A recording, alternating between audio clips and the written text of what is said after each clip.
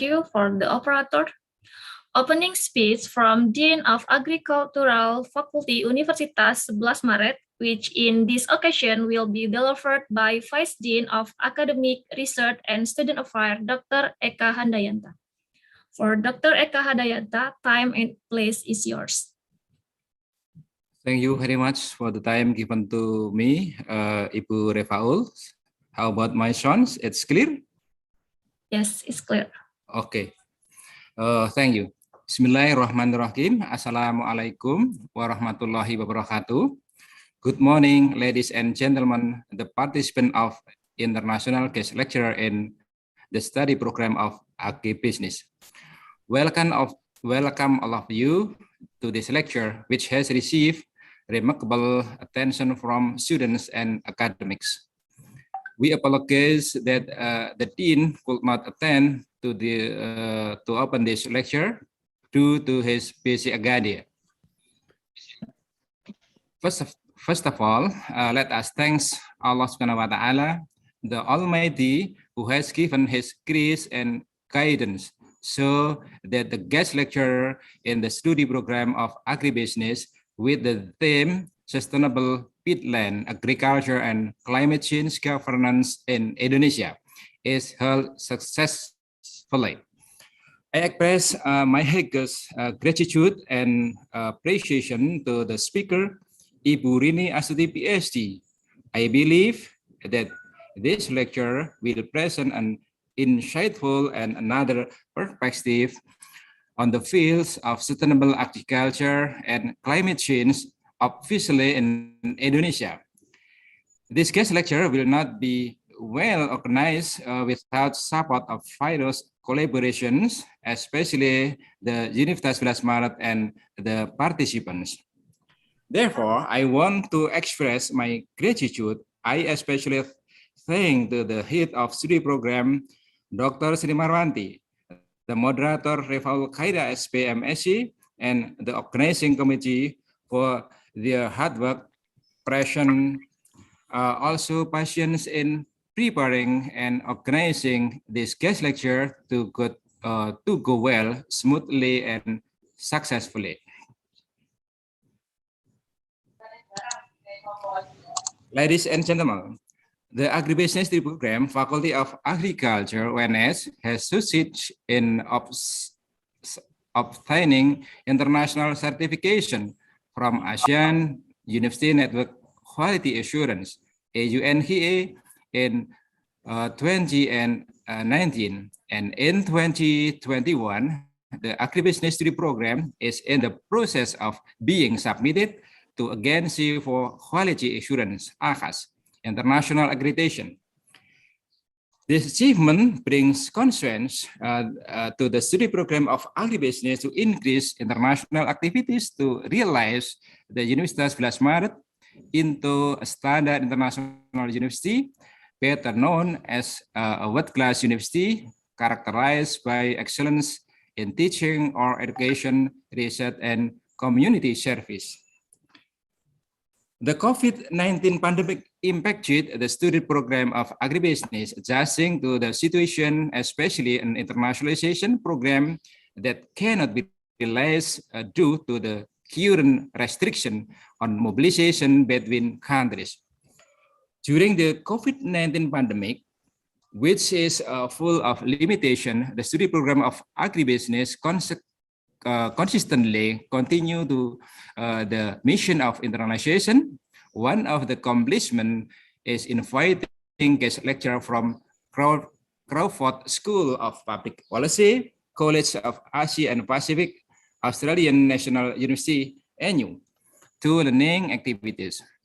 Australian National University, ANU, is the best university in Australia and also one of top university in the world. It is very good opportunity for us to improve the quality of learning and student learning experience through experience taught by a lecturer from very well-known university like Australian National University, NU. Hopefully, it will enhance knowledge, skill, and global perspective because not all students have the opportunity of international student exchange. Apart from the benefit accepted by students in the study program, this activity can also provide opportunities to conduct the strengthened networking. The networking will be beneficial for the development of education and research and other collaborative academic activities. Finally, this guest lecture let us extend the network and cooperation among the study program of Agribusiness, Faculty of Agriculture, UNS, and College of Asia and Pacific Australian National University in education, research, and publication. Moreover, it can impact the Faculty of Agriculture to build better agriculture, especially agribusiness in Indonesia and the world. By saying Bismillahirrahmanirrahim, I open this guest lecture. Welcome and enjoy the class. Wassalamualaikum warahmatullahi wabarakatuh. Waalaikumsalam warahmatullahi wabarakatuh. Thank you very much, Dr. Eka Handayanta. Now we will continue to the main agenda. But before that, I would like to please to you, we will make a photo session first. To the operator, you can get this session, please. Akan saya pandu untuk sesi fotonya. Mungkin bisa on cam yang belum on cam. 1, 2, 3. Sama Bu.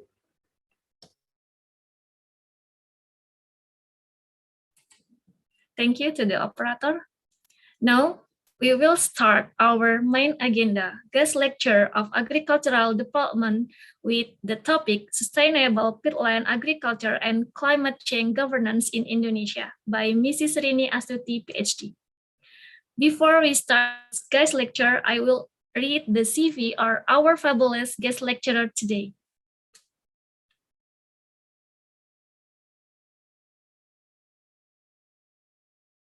To the operator, please, you can share the CV.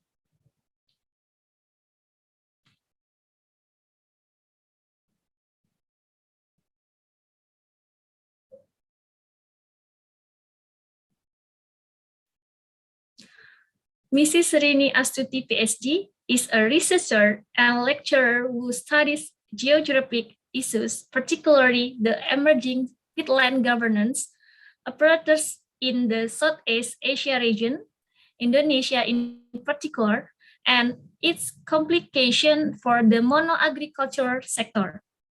She completed her undergraduate education in Industrial Engineering program at Gadjah Mada University in 2006.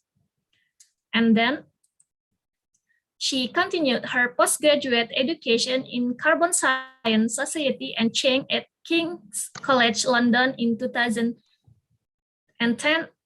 And then she completed her PhD education in geography at Victoria University of Wellington in 2017. Mrs. Rini is a research fellow at Crawford School of Public Policy at the Australian National University. She is also the Global Public Voice Fellow for the Mario Unides Center on International Studies of Cornell University. And she has been involved in several research projects related to geography and environmental issues. Now, it's time for us for me to give the time for Mrs. Rini Astuti, PhD, to present her lecture. Before that, I will remind for all participants to turn off your microphone, and you can unmute your microphone in discussion session by my guide. For Mrs. Rini Astuti, PhD, time and place is yours. Okay, thank you, Ms. Rifaul.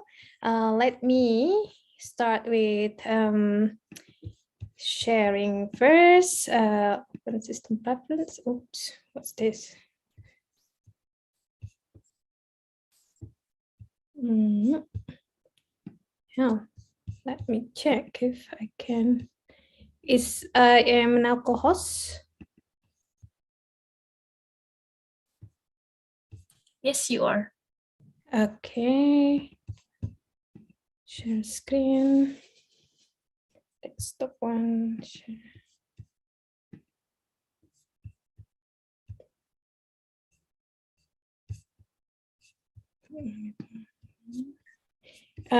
Maybe can can I send it to the file that I sent to Ibu Ernois? Maybe can be. Apparently there is a problem here. Apakah nggak bisa, Bu? Let me see ya. Hold and shift.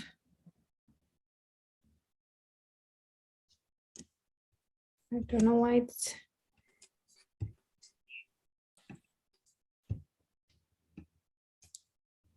system preference.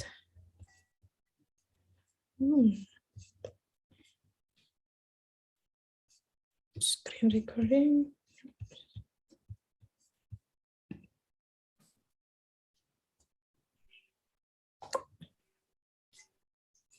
Saya nggak bisa share ya. Nggak bisa share ya, Bu? Do you Atau need our dipindah help? menjadi Bu Amah, kalau dipindah Bu Rini yang menjadi host bisa tidak ya, Bu? Nggak bisa, Bu, soalnya live streaming. Oh, gitu ya. Oke, baik, Bu. Kalau begitu ini, Bu, biar di-sharekan dari panitia. Oke, boleh. Yang saya kirim ya. Iya, Bu. Bentar, Ibu.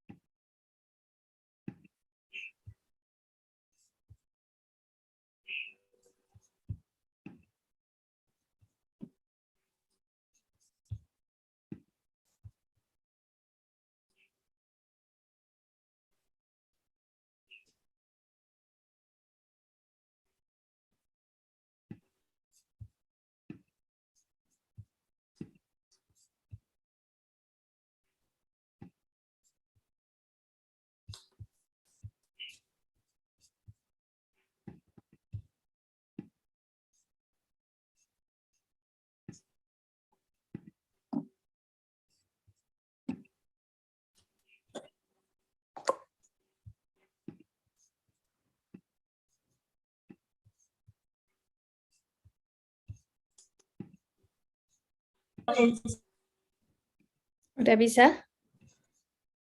Panitia? Men-share?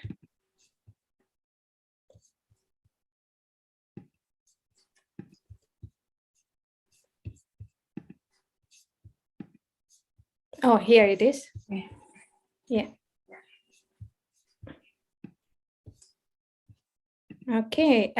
Well, sorry for the technical glitch, but before I start, I would like to thank the organizer, Ibu Ernois, for the invitation, and Ibu Sri Marwanti, the head of the director or the director of the program, as well as Pa Eka Handayanta for the welcoming message, and of course, to ladies and gentlemen, the distinguished academic members of the Faculty of Agricultural at University of 11 Maret, as well as the students. And thank you for joining me for this lecture today. So for today's lecture, the title is Sustainable Peatland Agriculture and Indonesia's Climate Change Governance. So I will present in English, but I will be open for research later, for the questions later in Bahasa Indonesia. So I'm okay to be then question later in Bahasa or in English. And I want to disclose first that, of course, I'm not an alumni of agribusiness study or agricultural faculty. So I studied industrial engineering at Gajah Mada University. for my bachelor degree. So in terms of knowledge on agriculture, I'm sure I am the least knowledgeable person in this forum today. So I would like to also learn from you. So let's make this discussion as dynamic and as lively as possible. Next, please. So today we have 4 objectives. The first one is to discuss the political economy of peatland in Indonesia. And then we also going to discuss the socio-environmental vulnerability of peatland smallholders, who is the least powerful actor in peatland agriculture in Indonesia. And then we will discuss peatland roles in climate change mitigation and adaptation.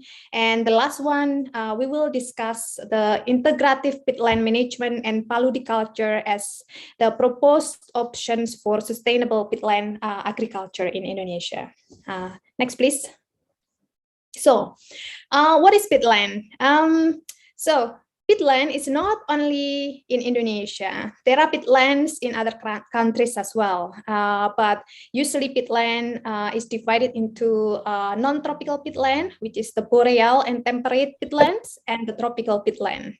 And tropical peatland in Southeast Asia mostly are situated in Indonesia and in Malaysia. There is in Brunei as well, but it's not much.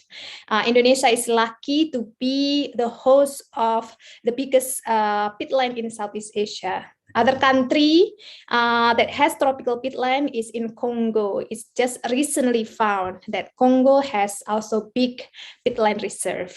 So peatland is layers of organic materials that are accumulated over thousands of years. And in its pristine condition, when it's not being disturbed, peatland is usually submerged underwater. And because of that, then these organic materials store so much carbon in it, and they are safe from fire, and therefore it is important to actually prevent peatland fire, because otherwise when it burns, then this organic material will be combusted and then release greenhouse gas emissions. In this picture, we can see that peat swamp forests or tropical peatland usually situated between 2 water bodies. In this picture, we can see the brown organic matters here that is composed of mostly water and organic material that then form peatland is situated between 2 rivers. And in Indonesia, mapping from the Ministry of Agriculture account around 15 million hectares of peatland in Indonesia. However, around 7 million hectares of this very fragile ecosystem are already degraded. 7 million hectares of peatland in Indonesia are already degraded because they're open for large-scale agriculture. Next, please. So in this map, we can see here where peatlands are situated in Indonesia. The gray gradation color, those are peatland. We can see along the east coast of Sumatra, in the southern part of Kalimantan coast, as well as in Papua. Those are the majority of the peatlands in Indonesia. And we can see here that the 3 outer islands of Indonesia, that is the Sumatra, Kalimantan, and Papua, are now actually the hotspot for agricultural development. Therefore, there is this contention between peatland protection and peatland opening for agriculture. Next, please. So, understanding the importance of peatland in Indonesia. When we talk about peatland, this is a political economic issue.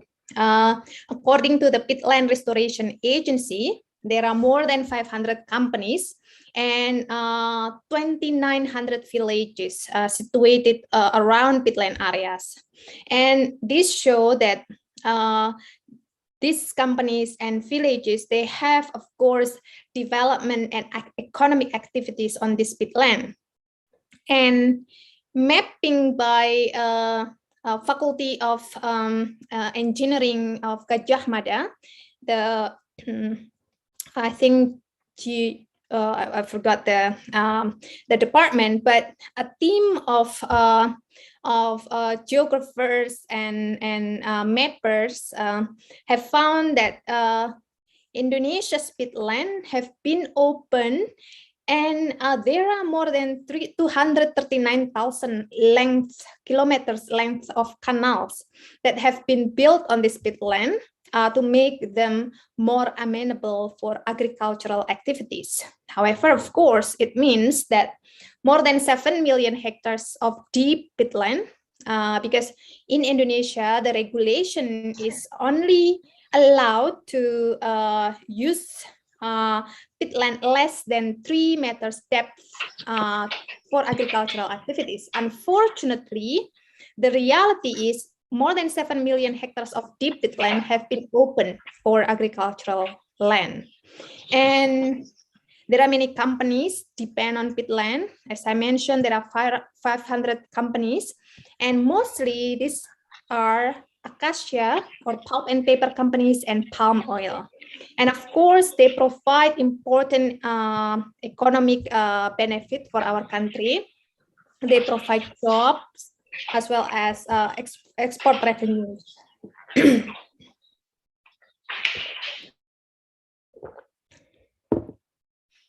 However, of course, the impact is that in 2015, we see more than 2.6 million hectares of forests were burned.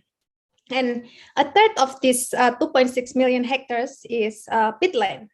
And at that time, Indonesia suffered around $16 billion loss from this forest fire.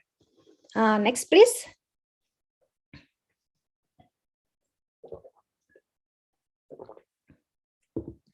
So why agriculture on peatland? Of course, the first one is because there is a competitive demand on land use, limitation on the availability of mineral land, and there is some demand for food production in Indonesia. And the last one is, of course, the neoliberal development policy that open economic activities for a large-scale plantation, especially for oil palm and acacia, that has opened many hectares of peatland for this plantation.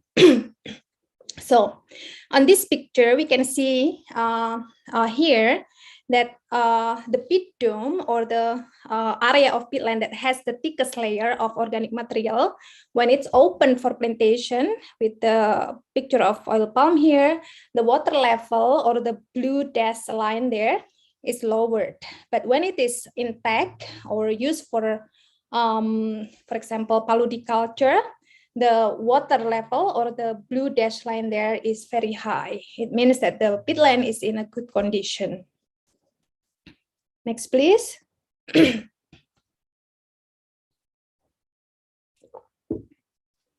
So one of the very prominent example, I mean, like not prominent, but the very famous bad example of the opening of peatland for agriculture is the X-Mega Rice project in central Kalimantan.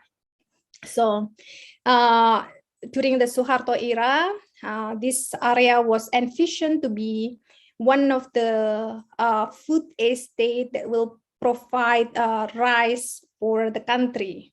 And at the time, President Suharto consulted many academics from prominent universities in Indonesia, but because of the democracy at the time, that was not really as good as now, critics were silenced. And those who opposed to this plan to open 1 million hectares of peatland area for rice cultivation, of course, they were being silenced by the government.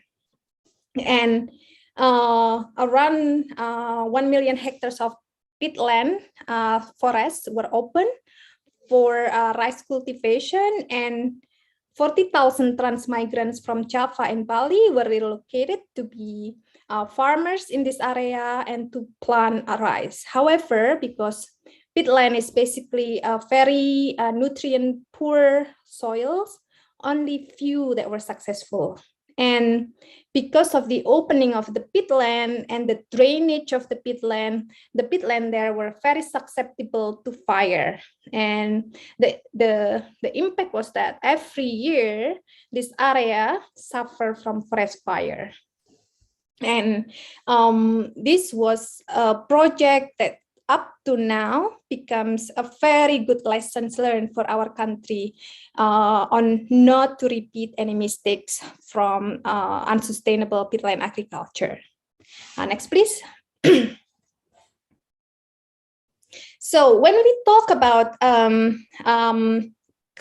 vulnerability, especially communities' vulnerability from peatland degradation, we can link this with climate change. And as I mentioned before, in 2015, we suffered from big forest fire, and the emission from that forest fire exceed the daily emissions of the US entire economy.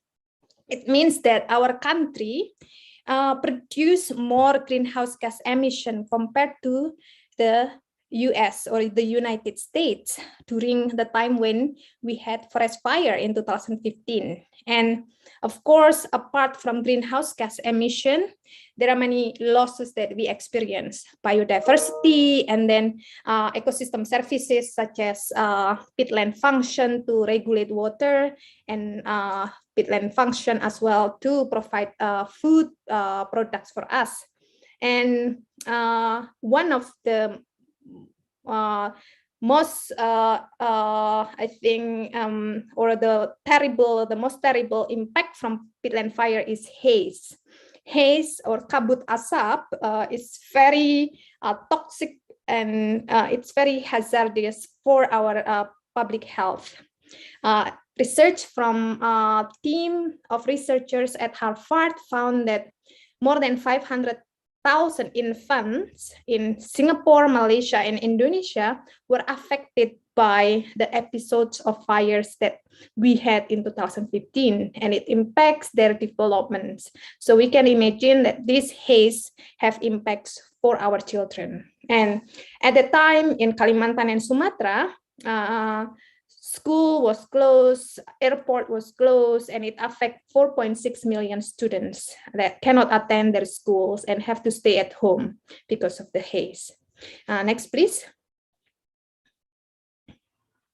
Next, yeah. And the second thing that I would like to highlight is the is the socio-economic vulnerabilities of the community. When we talk about agriculture, land is one of the main social capital. And in Indonesia, land distribution is concentrated with 1% of Indonesian control more than 68% of land. And according to data from the Ministry of Environment and Forestry, we have half of our land in Indonesia is categorized as state forest. However, most of these state forests is being allocated to companies or large-scale companies compared to the communities. Around 40 million hectares have been provided to the companies for their concession. However, only 1.7 million hectares are allocated for communities. There is this inequality of land access between large-scale plantations and community. And in Indonesia, more than 22 million household farmers only have access to less than half hectares of land, which is what we call as subsistence only. Next, please. Next, please. Yeah. So when we talk about those two, ecosystem vulnerability and the socio-economic vulnerability. This is, I would like to talk about a little bit of framework to understand and conceptualize those two phenomenon in our community, in our peatland community. This is a conceptual model called socio-ecological system framework, promoted by the International Panel on Climate Change, or IPCC, to understand the nature's role in supporting human mitigation and adaptation to climate change. So in this model, it says that climate change vulnerability consisted or affected or shaped by two vulnerabilities. That is the ecosystem vulnerability, which I was talking about peatland degradation, and the socio-economic vulnerability, which is about land access inequality.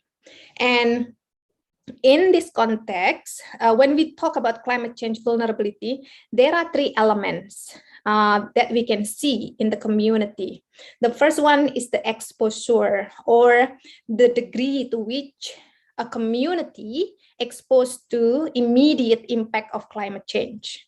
And then the second one is the sensitivity, or the degree to which a community then badly affected by the climate change impact. And then the last one is the adaptive capacity, or the capacity of the community to deal with the uncertain climate condition, to deal with the changing of the life conditions that they have. For example, when there is peatland fire. So we will see this in our next presentation, how we use this conceptual framework to understand how we then propose the way forward to address unsustainable peatland agriculture. Next, please. So we have identified two problems in our community. The first one is land access inequality, which will then, the proposal is to address this land access inequality through social forestry. And then the second one, that is the peatland degradation, that we can address through integrative peatland management and paludiculture. Okay, next please. Okay, before I talk in detail, it's good to understand what is the peatland role in Indonesia's climate change governance. So peatland restoration is the government's key strategy to reduce its greenhouse gas emissions from the land use change sector. The government target restoration of 2 million hectares of degraded peatland from 2016 to 2024. We remember that President Joko Widodo established Peatland Restoration Agency in 2016, and then extend their mandate until 2024, and to also cover mangrove restoration.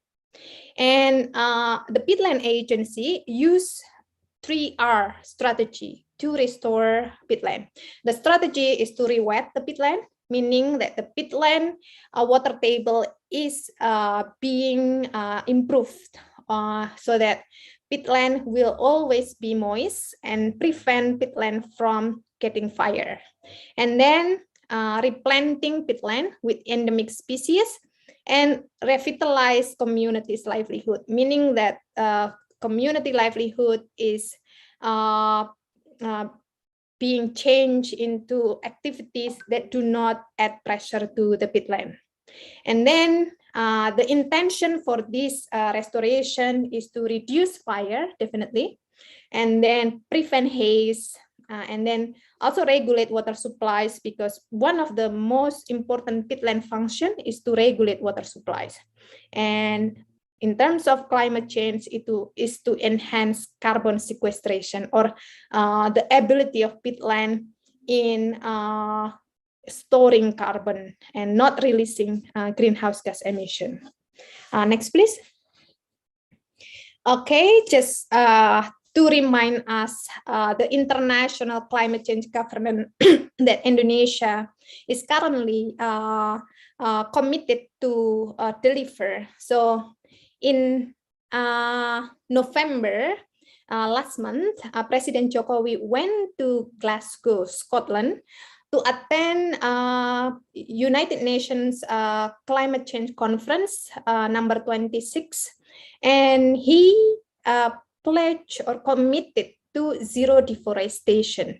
He said that Indonesia will try to end deforestation by 2030. So that's only in 9 years that we will end deforestation. And another countries in Southeast Asia that is also part of that commitment, there is Brunei, Vietnam, and the Philippines as well. And apart from zero deforestation, President Joko Widodo also committed to safeguard nature and reform the agricultural sector to be more sustainable and part of the key mitigation mechanism in climate change.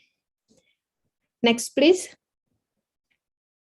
So when we talk about our proposal to improve land access equality for community, we talk about social forestry.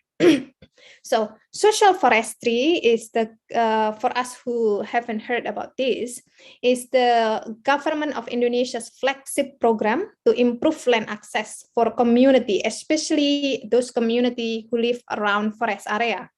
And the government target around 12.7 million hectares of land access to communities through mechanisms such as hutan desa or village forest, partnership forest, or hutan kemitraan, and hutan adat or adat forest. Up to now, on peatland area, there are more than 250,000 hectares of social forestry permit. So this is kind of concession, but is given by the government to the community to manage and protect peatland area so that they can also benefit from it. Up to now, there have been around 250,000 hectares allocated by the government. And because peatland in Indonesia is divided into two, function, protection, and production, there are different type of activities that can be conducted on each. For protection function, the activities will focus on selling environmental services, such as if they can sell carbon reduction mechanism, and through non-timber peatland products, such as the production of sustainable commodities, honey, for example, or ilipe nut or tangkawang. And then on peatland with production function, agriculture is allowed, and the proposal is to use paludiculture system, which we will discuss after this. Next, please. So, just a reminder on what is social forestry and the characteristic of a social forestry project. So according to ASEAN, the social forestry, so social forestry is not only in Indonesia, it is also implemented in other countries in Southeast Asia, such as in Vietnam, Malaysia, and also in Cambodia. And there are characteristics that define what is a social forestry. And usually it engages communities living in and around forests in a sustainable way. It empowers communities with a capacity building project, and it acknowledges their rights and their systems of knowledge. And it's also provide communities with benefit in terms of ecosystem benefit, economic benefit, as well as political benefit in a way that they can manage their land in a legal way. Next, please. So, when we talk about integrative peatland management as our proposal to improve the sustainability of peatland agriculture, we talk about land use zoning in peatland. So peatland, apart from its division based on function, we also have to look at biophysical characteristic of peatland, which means that when we manage peatland, we have to look at its water function, or the way that it will not, our agricultural way that will not disturb peatland water table, that will provide more sustainable way of using peatland for agriculture. So in this picture, we can see that for the peat dome area, or the core area for peatland, the proposed activity is for protection and restoration, and it's not open for agriculture. It can be plant, but with endemic species, such as with ilipenat. While the second layer, that is less than 50 centimeters depth of peatland, it can be open for sustainable agriculture, such as with production of honey, and then mixed agroforestry and paludiculture. And then on the outer layer, which is the non-peat soil, it will be open for other type of agriculture, such as with rubber plantation, or sengon for timber, and also for mixed agroforestry if the area is already open for palm oil, that can be then mixed with other crops that will provide a restorative phase to provide alternative to palm oil. This is what we call as integrative peatland management. When we look at peatland as one landscape that we have to see based on land use zoning. Next, please. So what is paludiculture?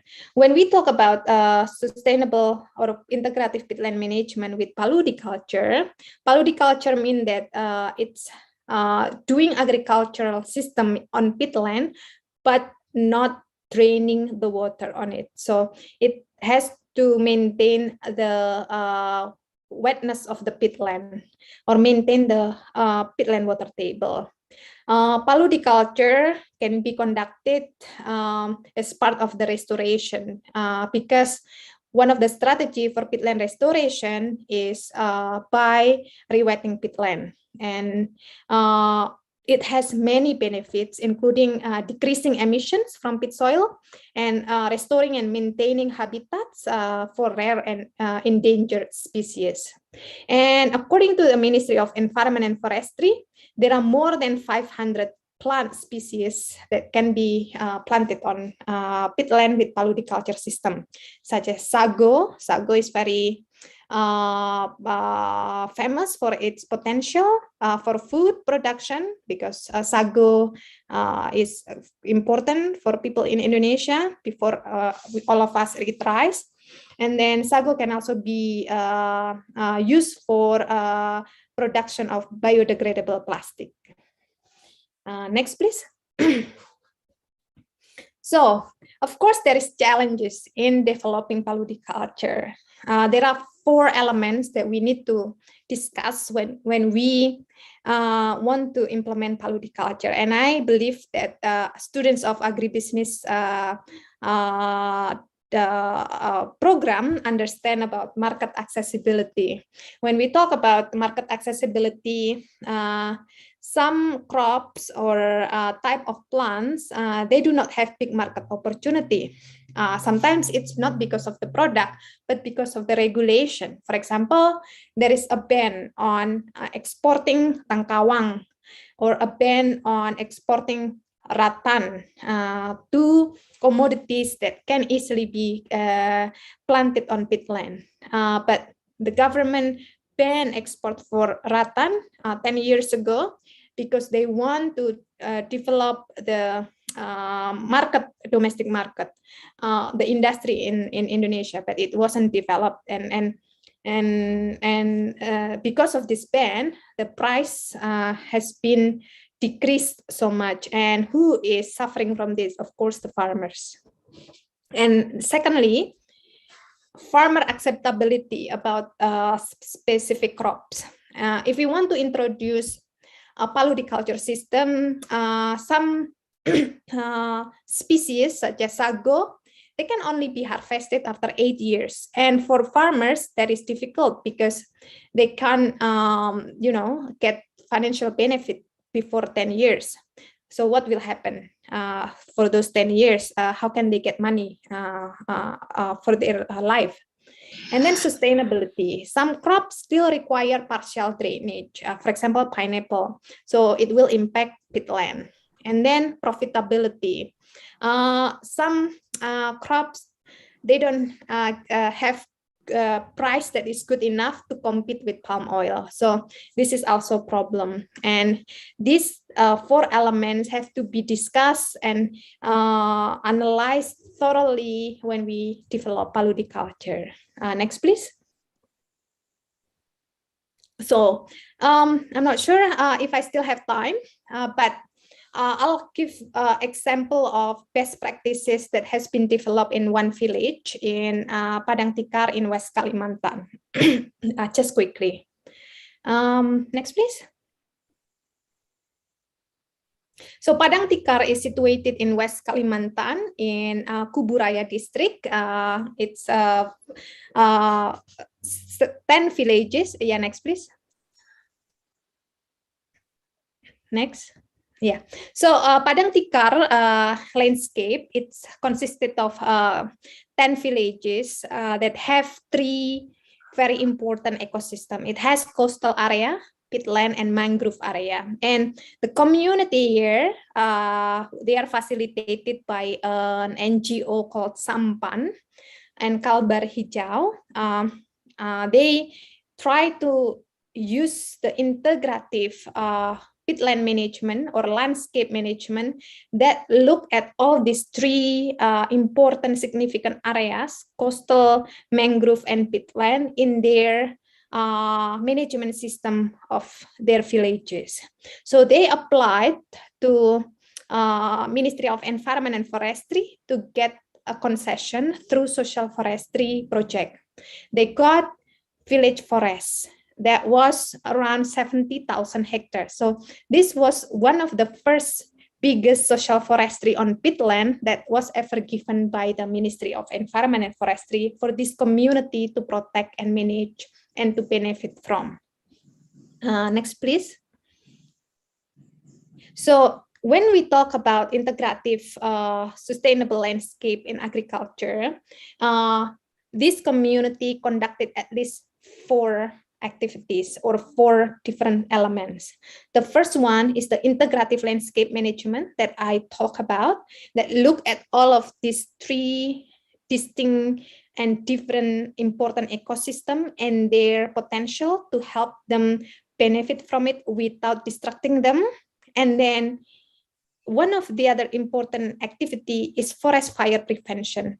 In this picture, we see community member here discuss with the village officers of using drone as a mechanism to control or to conduct monitoring of forest fire. So instead of people that have to go to forest, they use drone as a mechanism to monitor their area. And then because they have this concession to use forest legally, then they can benefit from it by producing sustainable commodities.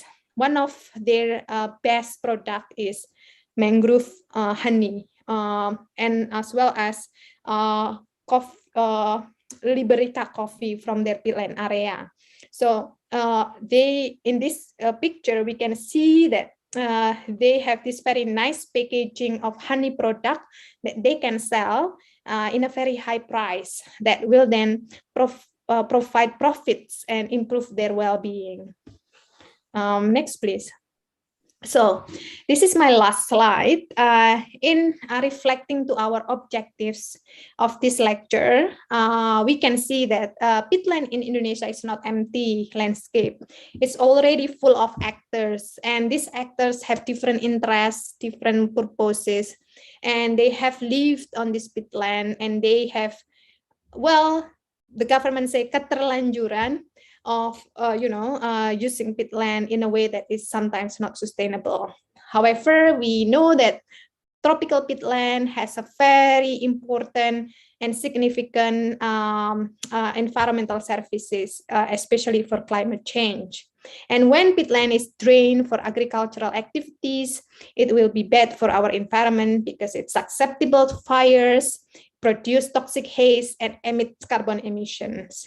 And Indonesia currently has already target restoring 2 million hectares of the degraded peatland through active involvement of the smallholders. And social forestry with integrative peatland management and paludiculture can provide ways to improve smallholders' livelihood as well as protecting peatland. I think that's it from me, and thank you. Looking forward for the discussion. Thank you. Okay.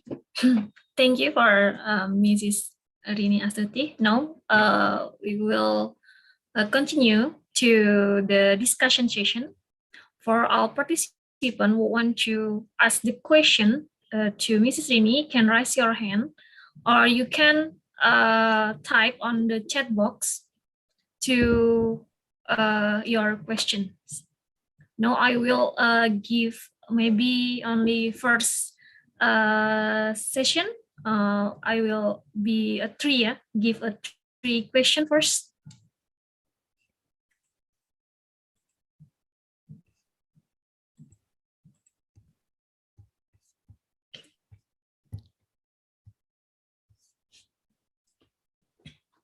Any question in Bahasa Indonesia is also welcome. As for the student, you can bertanya dalam bahasa Indonesia. Tidak masalah, dipersilahkan.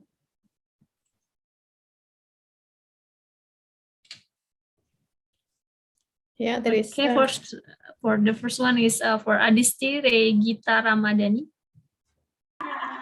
Yes, thank you very much for the moment. Are my sound is clear? It's a little bit unclear. Okay. Okay. Okay. I will off my camera because I use handphone and I must to talk near to speaker. Thank you. Okay.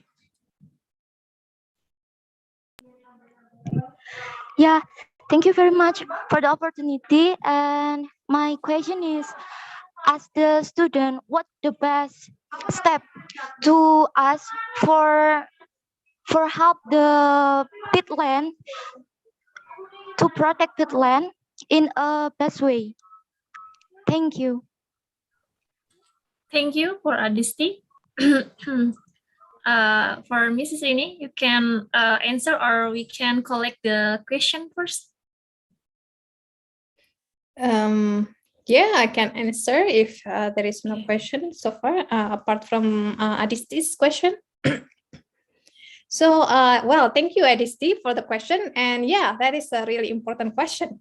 What can students do for this? So I remember that one idea will be to conduct KKN in peatland village, for example. I think peatland agency facilitate KKN in peatland village to help community there understand agribusiness process, for example, because sometimes just to improve their market accessibility to sell their products, the peatland products will be really useful for the community. They need to learn about how to then get permit from maybe the health agency, dinas kesehatan atau others when they sell food, for example, packaged food. They need to learn about packaging. They need to learn about how to get access to financial support from the bank, for example. That kind of knowledge that students from agribusiness faculty can provide to peatland community. That's one example. And then another example, as a person or individual who cares about sustainable peatland, I think improving the awareness that forest fire, peatland fires is a product of unsustainable peatland agriculture. So if we all can, contribute to not only knowledge, because maybe we do have knowledge about it, but also shaping our policymakers, because I believe that now there are many opportunities for students, for young people to be actively involved in decision making through, for example, youth organizations. You can be very active doing campaign through social media, for example. And this is, I think, provide pressure for our policymakers that they have to prove that they listen to the voice from the young generation. And this is the opportunity for a young generation like you to really shape climate change governance in Indonesia. And I think the last one will be to discuss this in the class. We as the future generation that will shape the future of agribusiness in Indonesia. Agribusiness is still very much the main revenue sector for this country. And this is important because our society is very much still agricultural society. And you are the person who will shape how our country govern its agricultural resources. And having this knowledge about the potential and benefit from sustainable agriculture will be really shaping your way of becoming who you are later, whether you become a politician, whether you become a private sector actor, or whether you become anggota DPR. Then, when you have this knowledge with you, then I think it will make a difference. Thank you. Okay, thank you, Ms. Rini, for the honesty. Do you have feedback or something else to question for Mrs. Rini? Okay, Mrs. Rini, it's all clear. Thank you very much. Okay, thank you for honesty. Is there anyone to questioning for Mrs. Rini?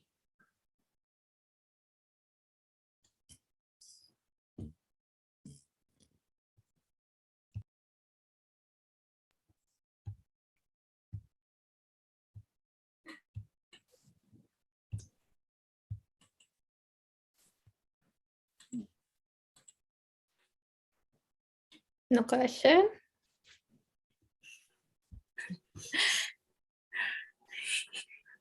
That's Okay, all right. maybe for me, I'm little bit curious about the land management. For the example, in the last example for your explanation is about one village in Kalimantan. Is there peatland management like your example is can adopted by other peatland in Indonesia? For your explanation before that, is so many peatland area in Indonesia, like in Sumatra, in Kalimantan, and also in Irian. Yeah, thank you, Ibu Rifaul. Definitely, that type of social forestry project with sustainable peatland management can be replicated in other area. The problem is usually community cannot initiate that themselves, because to apply for social forestry, it's still very complicated. They have to prepare proposal to Ministry of Environment and Forestry. They have to produce map detailing their area, and they have to have this proposal for their businesses, what do they want to do with the resources that they have. For example, how they're gonna sell the product, who they gonna sell to, how much they will, this kind of business proposal. So this for communities is still very difficult and complex task to do. They need help from civil society organizations or NGOs. So when NGO usually help community, yes, they can do that. Problem is there are also limitation of numbers of NGO in Indonesia that can help. So what the government needs to do is to provide more tenaga lapangan, what is it, like people who can PPL? facilitate, or facilitator that can then help community to prepare all this administrative process for them to be able to apply for social forestry and understand the knowledge that is necessity to manage peatland, because peatland is very poor nutrient soil. It's a complex ecosystem that without knowledge, when we talk about knowledge, of course, it also includes local knowledge, indigenous knowledge that people have to use to be able to sustainably manage peatland. Thank you. Thank you, Ms. Rini. Okay, anyone else want a question or who have a question? You can ask in Bahasa. No worry.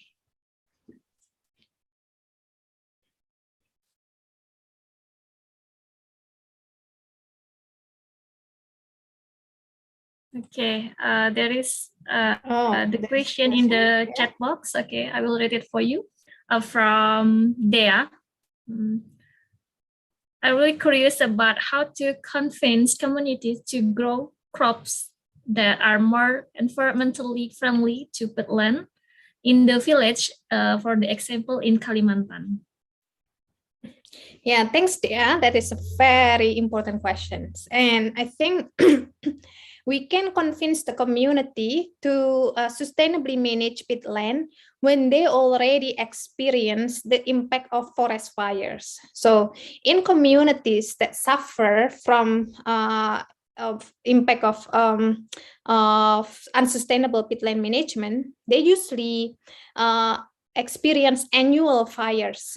So every year they have this fire that happen and happen again. Sometimes it destroy their garden, destroy their house, impact their children health, and all these impacts. When it's already experienced by them, then they will think, what can we do to avoid those problems? And yes, we can convince them that by managing our land more sustainably, we can benefit not only environmentally, but also economically. And of course, there is challenge of doing this. One of the most widely planted crop is oil palm. And oil palm, there is already market established for it. There is already support from the government on oil palm, and community already benefit from oil palm. When we want to convince them that there is alternative to oil palm, we have to come up with crops that can, provide the same income level, which is not many. And this is one of the problem with, for example, paludiculture. So we are not against oil palm, but for peatland that needs to be protected, it's better to use other crop. Because palm oil can be planted in other area, and we also need to think about peatland function apart as agricultural land. As I mentioned, that peatland has many function. For example, for water regulator and carbon sequestration. So the answer to that is definitely not straightforward. The answer to that is definitely based on the locality of that community. Thank you. Thank you, Miss. Thank you for Dea. And Dea, can you hear me? Can you unmute your microphone and say something about your about the answer from Miss Rini? Don't worry, you can speak in Bahasa, no problem. Okay, for maybe she is Okay. Oh, here they said something in the there's chat box. yeah, in the chat box, yeah. And okay, and maybe this is the next question from her. And based on the experience in Kalimantan, how long the government confined them, and also are they still accompanied by the government until now, or until now government still provide them to improve the management of sustainable peatland? Yeah, thanks, Dea, for the follow-up question. So I think for the example that I provided, the main actor there is a civil society organization or NGO who help these villages to manage their peatland sustainably. Up to now, yes, they are still being accompanied by this NGO called Sampan and Pesona Kalbar Hijau to manage their peatland. And the government also provides support, such as in terms of financial support. This community receive financial support from the Ministry of Environment and Forestry. And yeah, I think that answers your question, hopefully. Okay, thank you. Maybe I'm curious too about this question, Miss. And until when actually when will government stop their provide for specialist finance, yeah, to make they become independent community? Yeah. Yeah, that's also the next one of making a community independent and do not depend on help from the NGO or the government. I think once the community can benefit from the sustainable commodities, such as from selling honey and from selling Liberica coffee, as well as they have this very successful program, penggemukan kepiting, or crab fattening. So it's types of crab or kepiting that lives on mangrove. So they protect the mangrove area so that, and then put the crab seedlings in the mangrove area, and then in just like a month, I think, the crab will be really fat, and they can sell it in a very good price to restaurants and hotels for very delicious crab food. And once, from what I heard so far, this is one of my research area, community has benefited a lot financially from the program. But we have to see whether community can become independent in the next years, in the next 10 years or so. The key is, of course, good organizational skill at the community level, because without good organizational skill, there is risk of conflicts within communities. There is also risk of corruption from community leaders. So community also have to have knowledge on how to organize themselves and to advocate if they see any disappropriated conduct from their leaders, and they have to know their rights. I think that's one of the key to solve that problem of independence. Okay, thank you, Miss. Thank you, Dea. And now we will continue to next question from Rizka Amarili Sivani.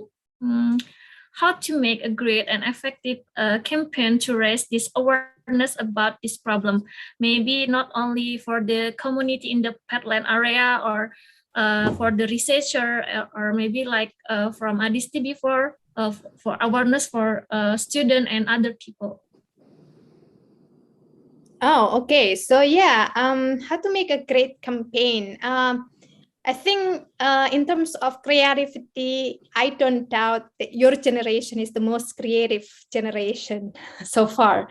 You can use, any materials, social media, use short video, even comics, that will make a great campaign. But of course, the recipients will also be very limited to those who have access to social media. And in terms of campaign with of course, it depends on the target of the campaign. If we want young people, then use social media, creativity, creative content. And if the target is politicians, then you have to be very active. Pressure. But if the target is villagers, then I think directly talking with them is the best way to make a great campaign. Thank you, Ms. Rini. Now, for Rizka, is there any question again, or you want to say something to Ms. Rini? Okay, enough, ma'am. Thank you for the explanation and the suggestion, Ms. Rini. Thank you for Rizka. Now I will read the next question from Febri Pankatristan. Okay, I was quiet, still questioning about the peatland agriculture and climate change, how it will significantly contribute to the realization of SDGs by 2030 as the form of socio-eco-environment governance. Okay, thanks, Febri Pangka. Realization of it wasn't SDGs, but so it's not sustainable development goals, but climate change pledge from climate change commitment of the government of Indonesia under the Paris Agreement. So Indonesia committed to reduce greenhouse gas emissions by 26% without international support. So from our domestic ability, we promise the world that we will reduce our carbon emission by 26% by 2030. And if we receive international support, then it will be 41% of carbon emissions reduction. And how peatland can contribute to that target is because when peatland is under fire, or if there is fire on peatland, as I mentioned, peatland is made of organic matters. Organic matters here is, for example, materials from the trees that have fallen, the leaves, the branch, the wood, that then decompose, and it becomes organic material that store carbon. When it burn, this organic material release carbon, and it's a lot because peatland can have depth of up to, or thickness of up to 15 meters. And when we prevent fires to happen on peatland, when we manage peatland sustainably, then we reduce the possibility that carbon will be released from peatland. And there is also peatland moratorium, which means that the government will not open peatland for new plantation anymore. So this means that we reduce the possibility of deforestation on peatland. So that's how peatland will contribute to greenhouse gas emissions reduction. I hope that's clear for you. If not, then you can follow up with clarification question. Okay, how about Tristan? Okay, I don't know, maybe this is the he said that it's much clear, and he said that thank you very much for Ms. Rini. Okay, is there any question from Yoga Pranata? Is there any local wisdom in protecting peatlands in each region? And does the local government also maintain the existence of this local wisdom? Thanks, Yoga, for the question on local wisdom in protecting peatland. Yes, there are many local wisdom in protecting peatland. In central Kalimantan, for example, they have so they have this system, the Dayak community there. They have this system of using canal. So canal was developed by indigenous communities as well, not for draining peatland, but mainly as a transportation function. So it's different with the large scale plantation. So, but they use different system of managing the flow in and out of water from the canal that will prevent peatland from draining. So they call it tabat, and I forgot the local language there, but yes, they do have this system of managing peatland water in central Kalimantan. And another example that come to my mind will be in Peru, in Peru,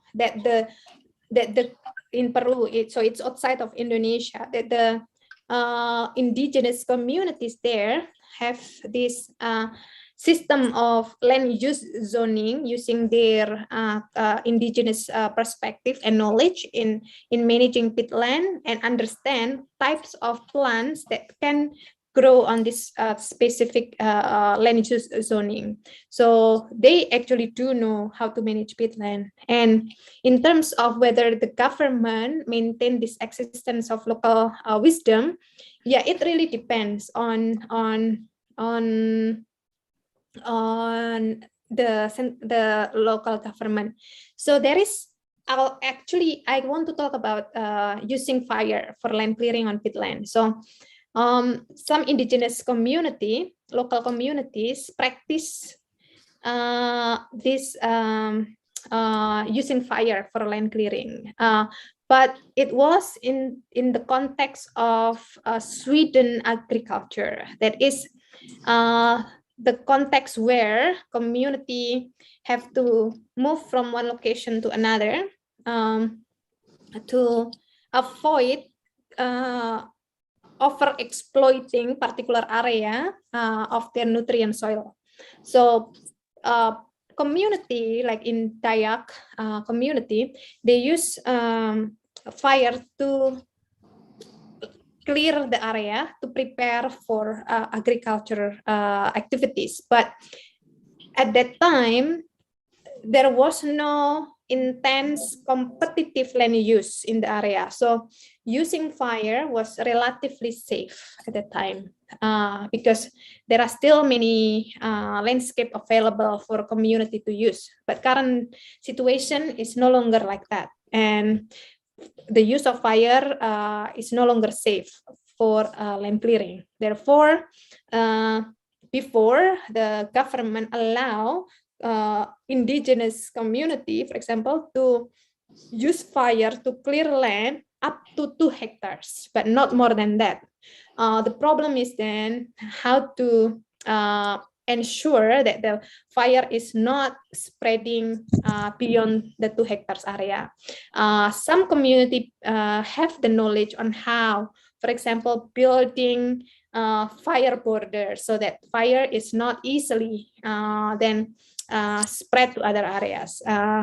But current situation is that because of the intensive land use, then fire is no longer allowed to be used. And the local government in Central Kalimantan, I think, is already banned this practice as well.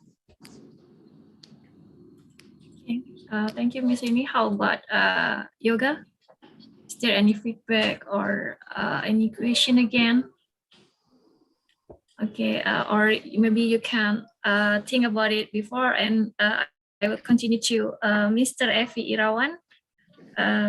Maybe you can speak, or you can ask directly to Ms. Rini about your question. Thank you very much, Ms. Astuti. I would like to ask a little bit a question regarding the governance systems. thank you for your presentations, but I'm still not clear yet about what kind of governance system that's suitably applied in governing peatland in Indonesia.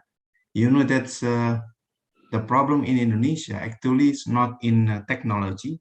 Peatland technology is not so high-tech technology. It is a very simple technology actually, but we do not apply that technology because of there is no any willingness to apply. That's one question. And the other thing is, what do you think about the commitment of Indonesian government regarding the GOP that's already done in UK last month? Thank you very much. Yeah. Thank you, Pak Evi Irawan. That is a very significant question, I think, about the Indonesia's commitment to COP. I'll answer that first before I come to your first question. So in terms of Indonesia's commitment, I think we have to be really cautious or be careful about what President Jokowi pledged on, and in comparison with the political contention at the national level. So just a few hours after President Jokowi committed to end deforestation by 2030, Minister Siti Nurbaya tweeted publicly that ending deforestation by 2030 is actually not aligned with Indonesia's development plan. So what's that mean is that there is this disalignment between what we pledge at the international level with what we do at the domestic level. And this is what politics is. It's about deciding which is more important, I think. And sometimes, of course, conference of parties meeting, such as the one that we just had in Glasgow, is just a stage. It's a performance place. It's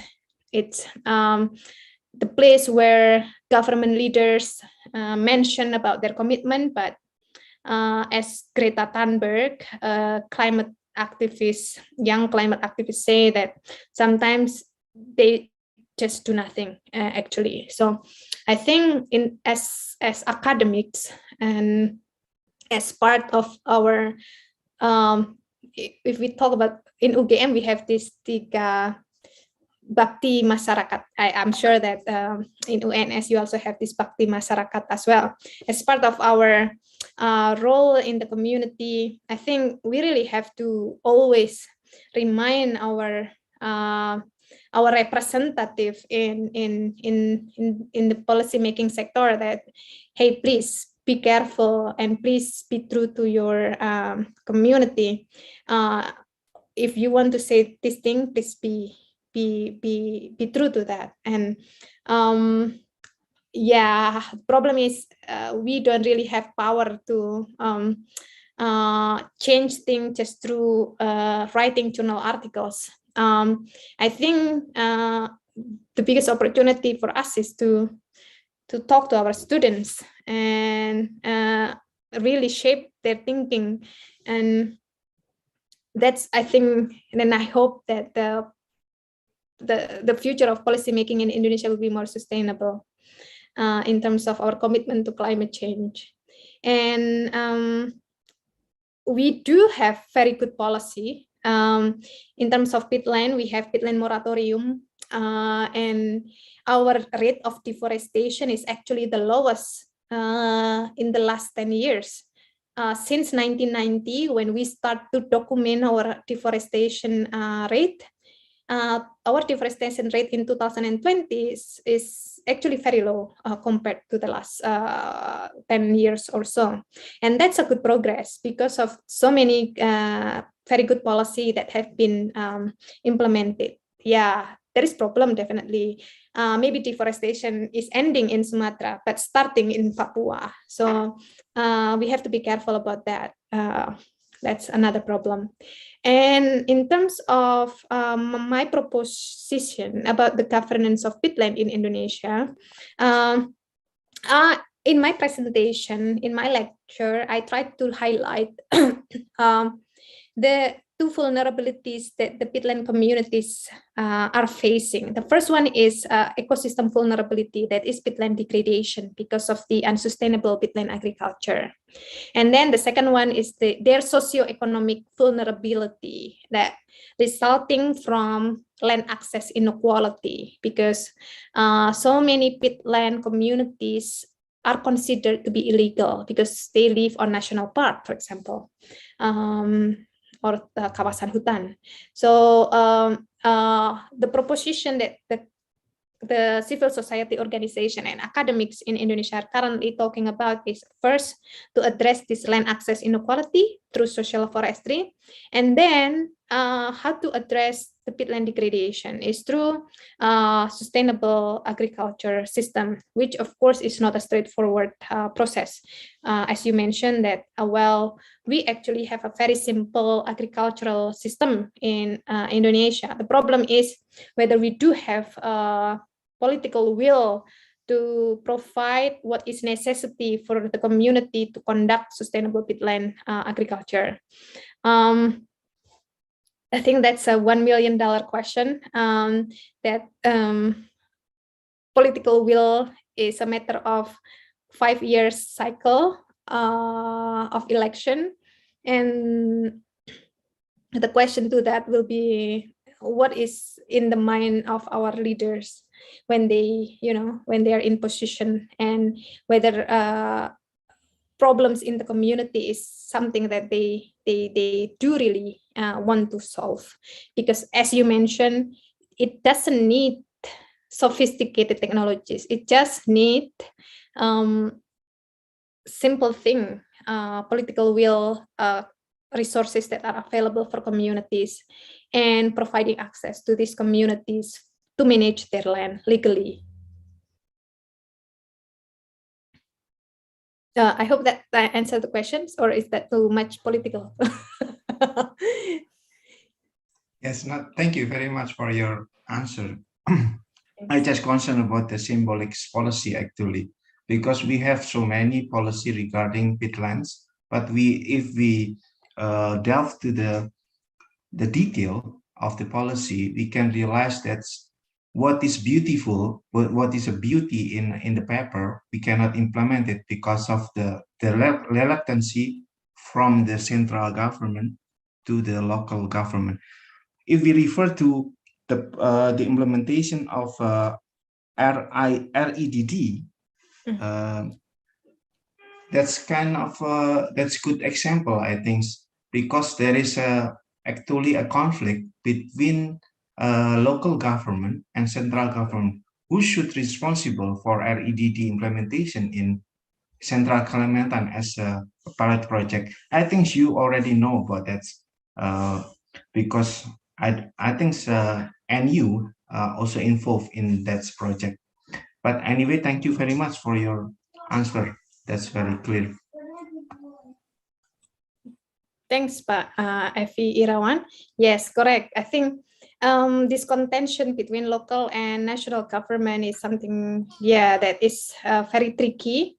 And in terms of peatland management, when peatland is situated inside the forest area, which is under the Ministry of Environment and Forestry, it's kind of straightforward that it's not straightforward too, but the government can say that it's under the national government. But when it is outside of the state area, it becomes trickier because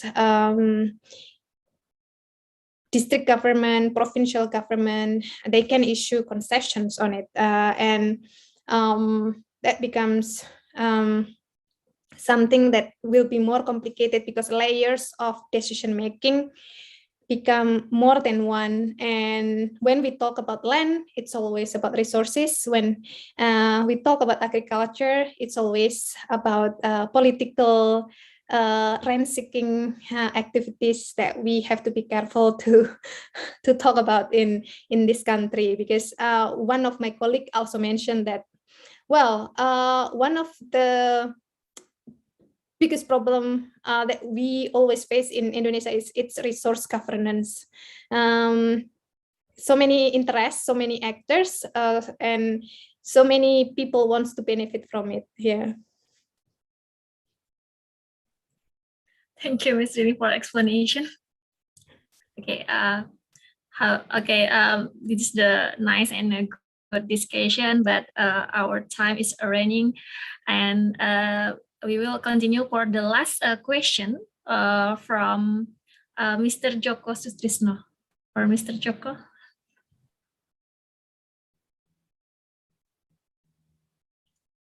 Thank you, Mr. Paul. Mohon maaf, Bu Rini. Saya bertanya pakai bahasa Indonesia. Iya, monggo Pak. Jawa juga enggak apa-apa. Saya Joko Sutrisno, Kepala Prodi Magister Agribisnis UNS. Jadi kita punya pengalaman, tadi gini Bu, di Indonesia kan ada lembaga khusus yang menangani Peatland yang nama BRG, Badan Restorasi Gambut, dengan 3 program utama restorasi seperti yang tadi dipaparkan Bu Rini, rewetting, replanting, dan revitalization tadi ya. Jadi ada 3 program utama itu. Kita terlibat dalam 2 kegiatan, replanting dan revitalisasi.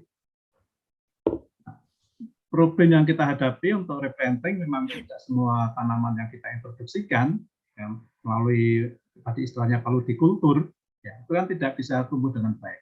Tanaman-tanaman tertentu yang tumbuh baik, seperti kopi pun hanya kopi liberica yang bisa tumbuh dengan baik. Kemudian pinang, kemudian nanas. Jadi untuk tanaman pangan tidak bagus yang waktu itu kita introduksi di sana. Nah, kemudian yang di revitalisasi kita melakukan kegiatan pelatihan dan pendampingan untuk pemanfaatan potensi lokal yang ada di sana. Nah, waktu itu kita melakukan pendampingannya di Pelalawan, Kabupaten Pelalawan, Provinsi Riau. Nah, jadi kita lakukan pendampingan untuk olahan hasil, karena ikannya banyak sekali. Ibaratnya ikan itu tinggal ambil di sungai itu ada melimpah. Kita introduksi masuk ke sana, kita bantu teknologi untuk pengolahan hasil dari ikan tersebut ya. Kemudian juga nanas kita dampingi untuk bikin jus nanas, kemudian selai nanas dan sebagainya. Nah, problem utamanya kalau kaitannya dengan revitalisasi ini untuk misalkan kita mau kembangkan usaha seperti itu, problem utamanya di pemasaran, terutama di jarak. Masya Allah jauhnya jauh sekali ke lokasi-lokasi itu. Jadi namanya Pelalawan itu dari Pekanbaru hampir 1 provinsi kalau di Jawa kan, belum lagi ke kecamatan-kecamatan dan ke desanya. Jadi akses transportasinya tidak sebagus di Jawa. Ya, jadi problem utama kita di lokasi-lokasi binaan kita untuk peatland ini memang kaitannya dengan itu akses transportasi untuk nanti efeknya ke pemasaran. Kalau nanti biaya transportasinya tinggi, harga jualnya tinggi, nggak mampu bersaing dengan produk yang sudah ada di kota. Ya. Jadi kemudian gini, sebelum adanya BRG, kebakaran sering terjadi. Ya. Jadi Pak Jokowi membentuk BRG tahun 2015 dan alhamdulillah kebakaran sudah berkurang. Sehingga dulu kita ekspor asap gitu ya sampai ke Malaysia, sampai ke Singapura, dan akhir-akhir ini sudah jarang terjadi ya kebakaran seperti itu. Nah, karena di level bawah itu juga dibentuk namanya MPA, masyarakat peduli api. Ya, sehingga dari desa-desa yang di Riau, di Kalimantan dan sebagainya itu itu dibina itu untuk peduli api itu, sehingga dari awal sejak dini itu masyarakat sudah bisa mengatasi kalau ada kejadian kebakaran yang tidak diinginkan seperti itu. Kemudian juga untuk ini pembukaan lahan dilarang sama sekali ya untuk dengan cara melakukan pembakaran. Kalau sampai ketahuan ya pidana hukumannya. Ya, hingga di Raya dan juga di daerah yang lain itu untuk kebakaran sudah sangat kurang. Nah, pertanyaan saya terkait dengan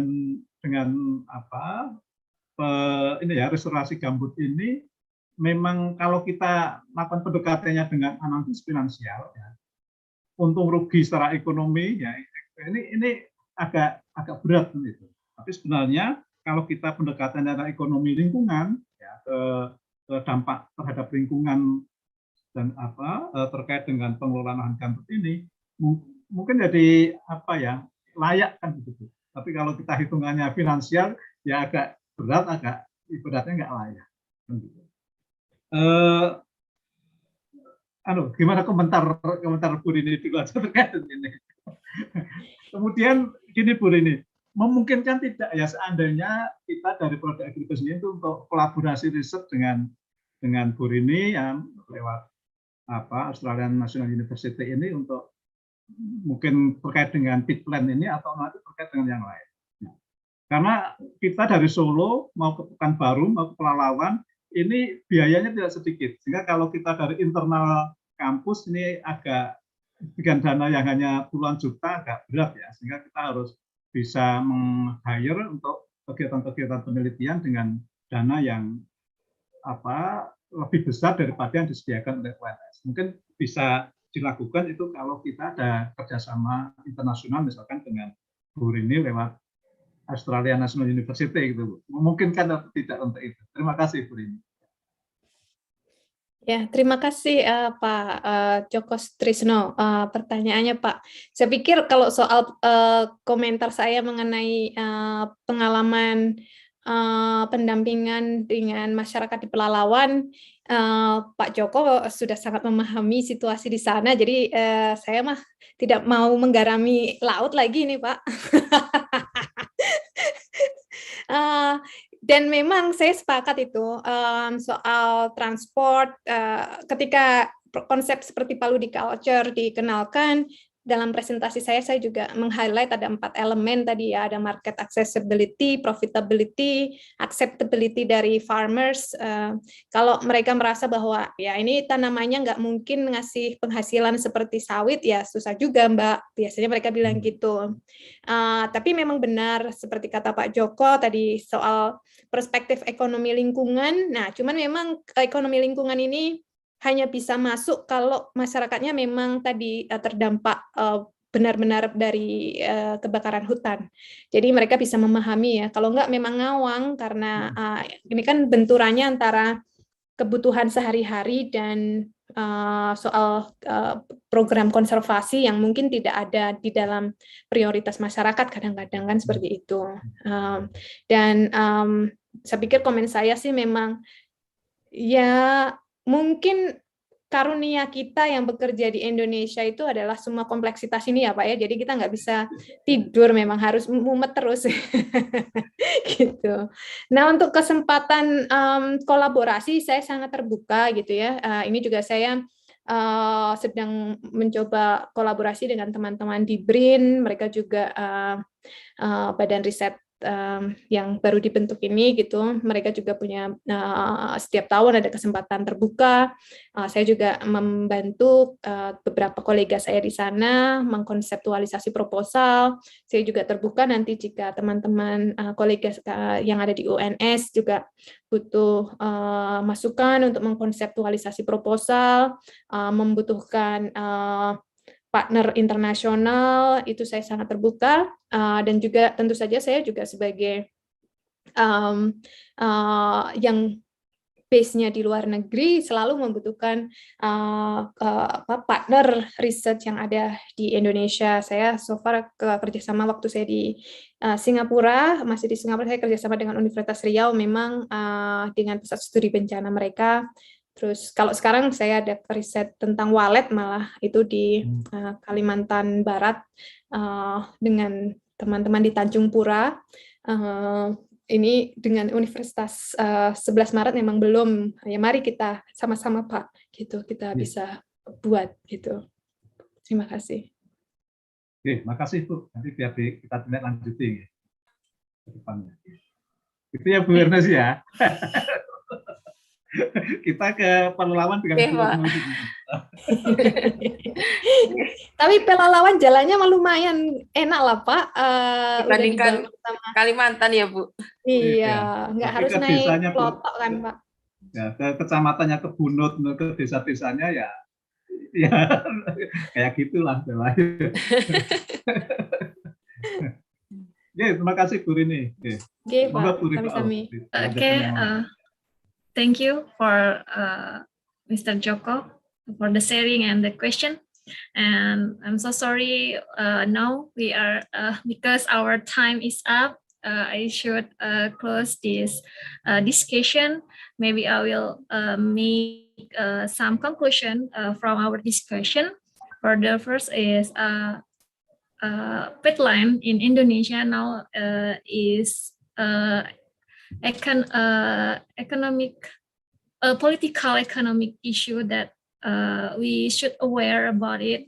We should aware about the peatland issue, and the governance and the community that care about the peatland can do many things to increase awareness of people about the peatland. They can use the media, social, cartoon, or direct communication to other people. And for the student, they can do something when they do community service. Maybe someday they do community service in peatland area. They can help community of social forestry to increase or to improve their market skill for their product, like they improve how to nice package for their product, or get the number from BPOM for the Dinas Kesehatan, BPPOM, I'm so sorry, BPPOM for their product, so they can sell their product with the high price, and they can make the community become independent and sustainable in the future. And of course, the community of social forest not only need high technology to make sustainable management of peatland, but they also need a legal policy from the governments to make a sustainable of a peatland. This is my conclusion. And now it is in our last time, I will say thank you to Mrs. Rini Astuti for sharing her knowledge to our student and to us, of course. And I would like to say happy birthday for you, because I got the information this is your birthday. Is it true, Mr. Rini? No. Oh no, but I got your information. No. Oh, well, so thank sorry. you, but it's not my birthday. Okay. Also, maybe my information is not clear about your birthday. Okay, but thank you very much for your attendance, for your sharing about the peatland. I hope someday we can help the next join about the research or guest lecture in the future. Thanks to all of the participants and supporting team that make this guest lecture running well and successfully. I do apologize if during this guest lecture I make some mistake when I get it. Thank you very much. Assalamualaikum warahmatullahi wabarakatuh.